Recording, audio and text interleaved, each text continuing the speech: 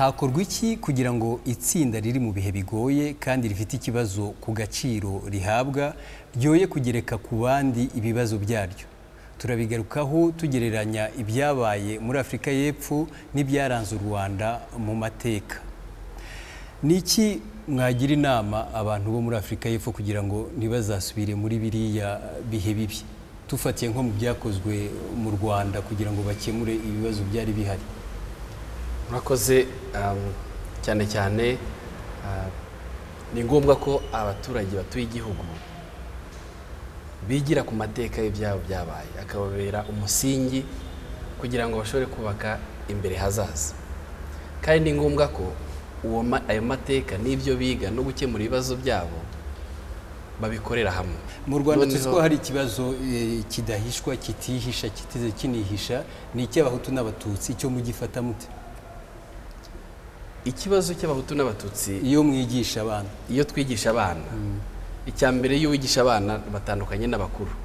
Iyo abahutu bakoze ako kazu bagakora abahutu pawa bakica abatutsi muri iki gihugu, wenda abana kuko abenshi abo twigisha nko ku Gisozi bari bataravuka. Yego. Uwo mutego w'abakuru abana bagomba kuba responsable, bakamenya ko ari ikibazo cyabo nk'igihugu cyabo, abana bakashaka igisubizo cyo kubihindura. Madame Kabajimana, hari icyo bivugaho? Ikintu nabivugaho, azanye kimwe mu bisubizo u Rwanda ruri mu gutanga ubu, gushyira ingufu cyane mu kwigisha abana. Kwigisha abana rero njye mbifatamo hari ibice bibiri. Hari kwigisha ubwenge, hari no kwigisha ubuhanga n'ubumenyi. Ni ukuvuga ngo abantu bakwiye gutandukanya ubumenyi n'ubuhanga n'ubwenge. Ubwenge bw'ibanze butangirwa mu rugo. Ndagaruka rero warubajije utese bitangwa bite? Ndareba ba bantu bigisha abo bana, ese ni abantu nabo bafite ibikomere bitakize? Ese ni abantu bafite ibikomere byakize? Kuko abahanga bavuga ko ibikomere bidakize birahererekanwa. Les blessures non transformées se transfèrent. Ni ukuvuga ngo ni ukwitonda cyane mu bijyanye n'uburere bw'abana. Hari icyo bita uburere, hakaba n'uburezi. Hari ingufu nyinshi zigomba gushyirwa mu burere. Ese umuntu yabigisha agira ati, ni nk'uko abantu bakunze kuvuga bati, aho kugira ngo ushake gushyira ikibazo ku bantu, ahubwo shakaho ikibazo, imizi y'ikibazo. Nibyo koko yavuze ku mateka. Amateka akwiye kutubera igitabo. Ni igitabo cyo gusoma, cyo kwigiramo. Niba tuzi gusoma, twazategura ejo heza. Bityo rero ayo mateka nubwo abana bavuka ubu ariko barabisanga, kuko ibisigisigi bya jenoside yakorewe abatutsi biracyahari. Ubwo bubi burahari, buragaragara nyine, ibimenyetso byabyo birahari, n'abantu noneho byabayeho barahari. Professor Joseph Kagabo, tuvuye muri teori tugashyira ibintu mu bikorwa, twabikora dute? Gushyira ibintu mu bikorwa byo kwigisha abantu gukemura ibibazo aho kwicana. Tubanze tumenye ibibazo ibyo ari byo. Kera bigeze kumbaza ngo abatutsi abahutu, ndavuga ibyo ni biki? Kera barabeshyaga ngo abatutsi ni barebare ngo naborozi. Haguruke mu mbwira ubwoko bwanjye, ubundi muremure, sinzi no korora, simpinga, ubwo se nta bwoko ngira. Ibibazo ni ibihe? Ibibazo byari imibanire y'abantu, uko babanye. Si byo twabonye, badushyizemo ibintu byindi by'ibinyugunyugu nk'ibyo. Fasha urugero ku mateka ya none mbona. Umunyarwanda afite ikibazo. Yakabaye umuhutu, yakabaye umugore, yakabaye umututsi, yewe yakabaye n'umumetisi, afite ikibazo cy'umuntu uwo ari we wese. Akeneye kurya, akeneye gufatwa neza mu buzima bwe, yarwara akivuza. Ibyo bibazo mbega turabibona, nibyo tubigisha kureba, nibyo dushaka gukemura, tubikemurana na banyirabyo, cyangwa turababeshya ibindi ngo byazanwa na byanafashe. Cyangwa se turirimbe izo ndirimbo za kera ngo byazanwa n'abayobozi. Jewe muyoboke, jewe uyoborwa, uruhare rwanjye n'uruhe? Urabona uruhare rwa ruwe, we nk'urubyiruko, aba bavuga bose ni bakuru kuri wowe, biragaragara ko hano uri mutoya. Ubyumva icyo kibazo cyumvute? Iyo kibazo uburyo ndeba ikibazo kigomba gukemuka, icya mbere yigeze kuvugaho ku kintu cyo kuba na umucyo wo gudahana.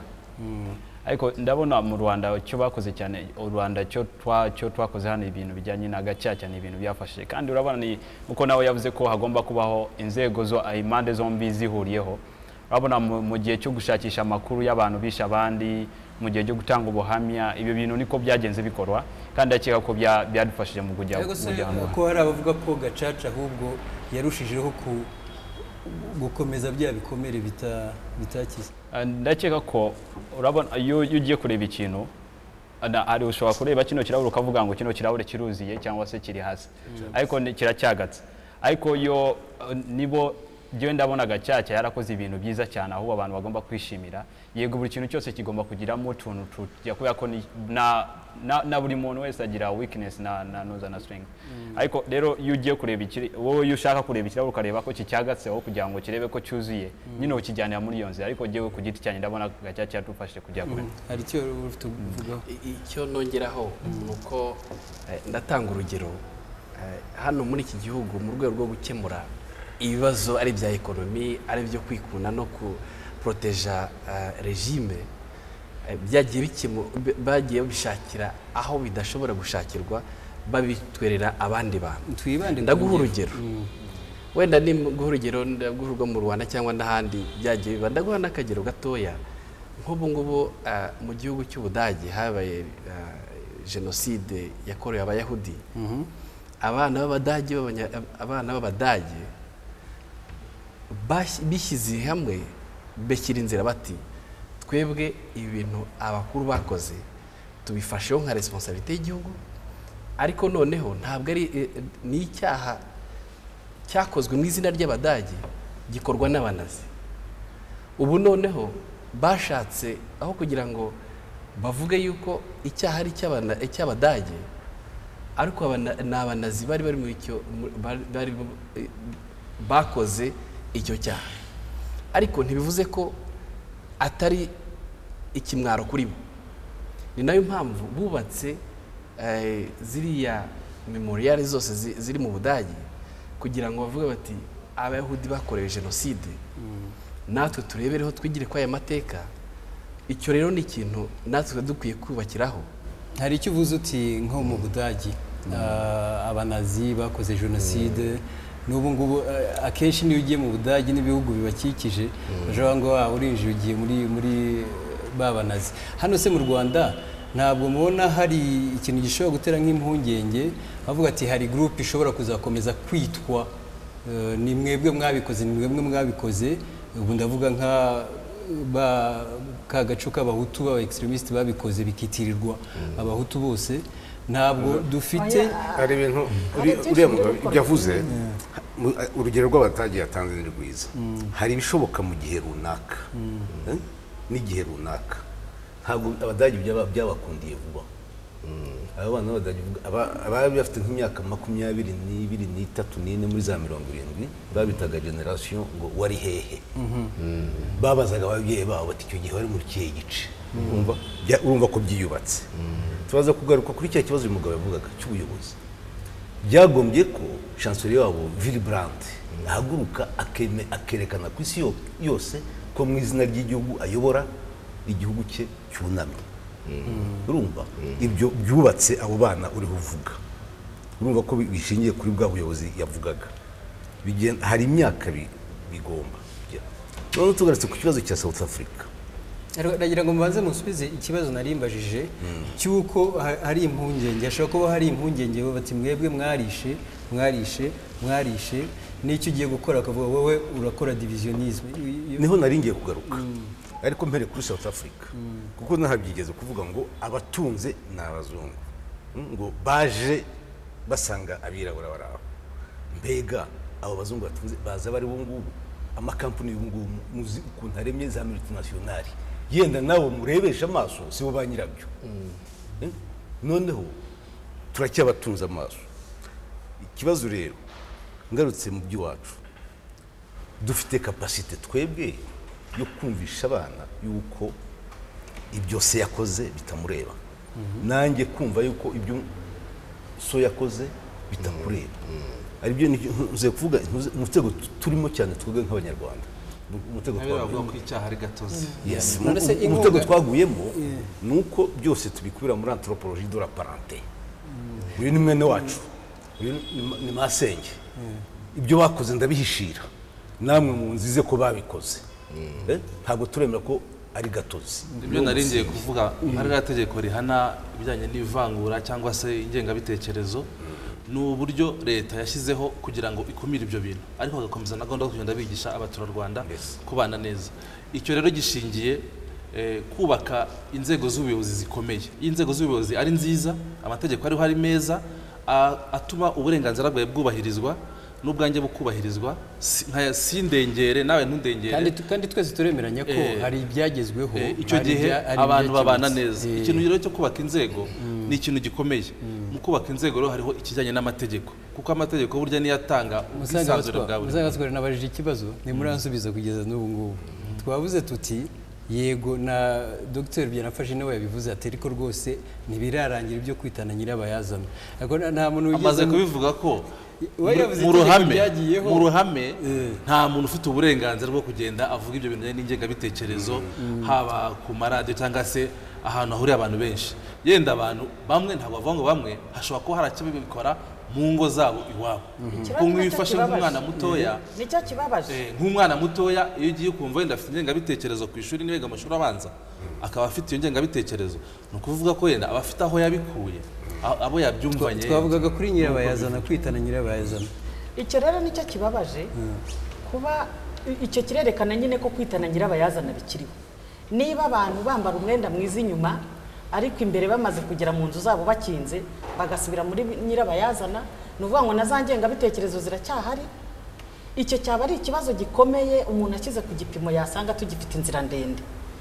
wenda hari turaza kugana ku muti ariko bigaragara yuko hari abagifite ibyo bintu bya nyirabayazana urugero ni nko mu mashuri nko mu mashuri ujya ukumva ahantu havumbutse mu kigo runaka havumbutsemo umwuka w'ingengabitekerezo ya jenoside ni ukuvuga ngo ingengabitekerezo ni ukuvuga ni bariya iteka usanga ngo bariya abantu buriya bwoko abantu bameze batya bariya nibo batumariye abantu bariya nibo batwiciye icyo kintu kiracyahari ariko nanone ngaruke ku cyo yari avuze ubwiyunge ni inzira ndende kandi buranakomeye ugereranyije kuri jenoside yakorewe abatutsi twese turi abantu twambaye umubiri ni ukuvuga ngo ubushobozi bwo kwakira kubigira ibyawe no kujya mu rugendo rwo kubabarira ntabwo ngewe nzabishobora nk'uko Fride yabishobora nk'uko nawe wabishobora ni ibintu bitandukanye ku bantu n'abandi hari icyo wari uvuze ngo nko guhereza ukuboko umuntu uri mu mwobo hariya hasi ibyo wenda bafite indangagaciro z'amadini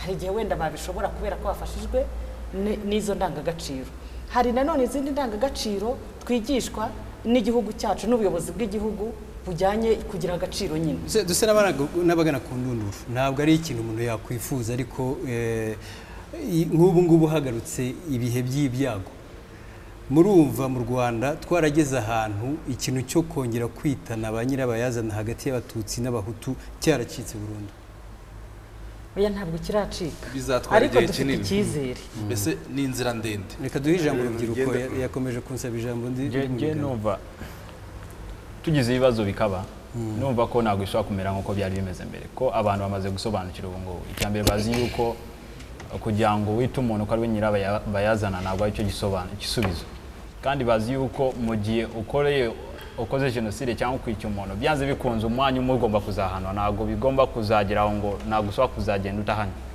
rero niyo mpamvu numva yuko bishobora kubaho abantu bamwe bakita abandi nyirabayazana cyangwa ariko ntabwo bishobora kugera ku ntera nk'uko iyo twari murakoze cyane ubu rero niwo mwanya wo kwanzura tugerageza gusubiza iki kibazo hakorwa iki kugira ngo itsinda ryumva rifite umutekano muke ryoye kwikoma irindi riryita ko ari ryo mvano yonyine y'ibibazo byaryo nyuma yo gusesengura amakimbirane yo muri Afurika y'Epfo turasanga hari ibintu bitatu bishobora gukorwa kugira ngo abantu birinde kugira abandi nyirabayazana icya mbere rwana n'ibibazo wirwana n'abantu kurwana n'abantu ntacyo ukemura ugomba gusubira inyuma ugashakisha imizi y'ibibazo icya kabiri shaka ibisubizo biturutse mu bitekerezo bya bose. Urugero ni nko guha urubuga itsinda ryagizwe nyirabayazana. Icya gatatu, abantu bagomba kwirinda kurebera, bagasesengura ibyo babwirwa aho gukurikira buhumyi abagamije kubagira ibikoresho.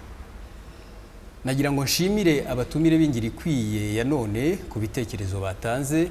Nshimire nanone mwebwe mwese mwakurikiye iki kiganiro mugatanga n'inkunga y'ibitekerezo. Ndabashimira kuba mwiyemeje kutarebera, nkaba nizeye ko muzaba muri kumwe natwe mu Ngiro Ikwiye y'ubutaha. Murakoze.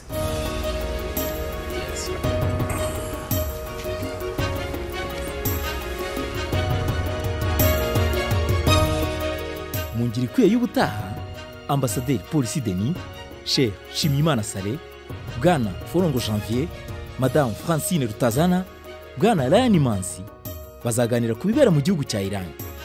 Perezida Ahmadinejad aravuga ko ashobora gusiba Isiraheli ku ikarita y'isi, ari nako akomeza gahunda ze za nucleaire atitaye ku bihano byo mu rwego mpuzamahanga. Muri iki gihe muri Iran hari icyuka cy'intambara ishobora kuyoborwa n'Abanyamerika bitewe n'umurongo w'ibitekerezo bisenya Ahmadinejad agenderaho. Ese ni gute abantu bagira ubushobozi bwo kumenya no gukumira umurongo w'ibitekerezo nk'ibi? Igisubizo ni mu Ngiro Ikwiye y'ubutaha.